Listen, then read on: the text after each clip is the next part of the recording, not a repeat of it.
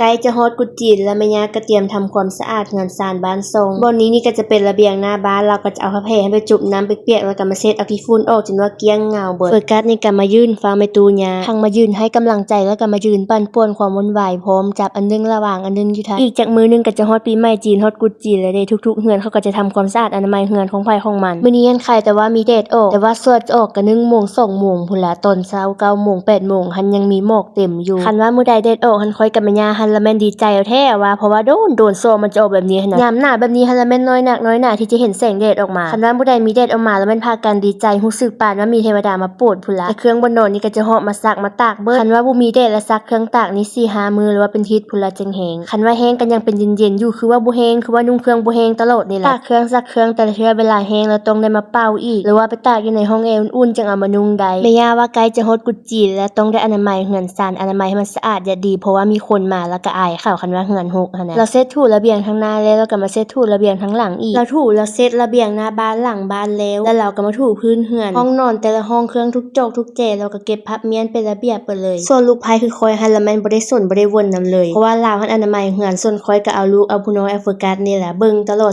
24 ชั่วโมงบ่ให้คลาดสายตาเพราะว่าดื้อแฮงซะดีหั่นน่ะเห็นแม่ตุย่ากวดเฮือนก็อยากกวดนำไปญาติอายุกวดเห็นแล้วถูเฮือนก็อยากถูนำเบิ่งคนน้อยๆนี่ก็เบิ่งบ่รอดละเมื่อยพอแฮงไปเอามาเบิ่งผู้นี้หันละแม่นเมื่อยก้นอนามัยเฮือนนั่นซ้ำย่างไปย่างมาบ่อยู่บ่เซาค่อยก็มายัดใส่กระแยนี่เลยซะความว่าดื้อแฮงค่อยนำบ่ไหวแล้วขาก็จนว่าปวดปันเบิดละแม่ย่าถูเฮือนเกลี้ยงๆอนามัยเฮือนเกลี้ยงๆนี่กุมอยู่บ่ 2-3 มือโฟกัสหันเทเครื่องจนว่าสะเบิดละพื้นเฮือนหันก็คือกันก็กินอันใดบัดใดนี่เปื้อนบัดนั้นหลานชายเพิ่นก็มีหน้าที่เฮ็ดหกส่วนแม่ตุย่าก็มีหน้าที่อนามัยเก็บเมียนเบิ่งทรงนี่คือจะได้อนามัยอีกรอบนึงเบิ่งนี่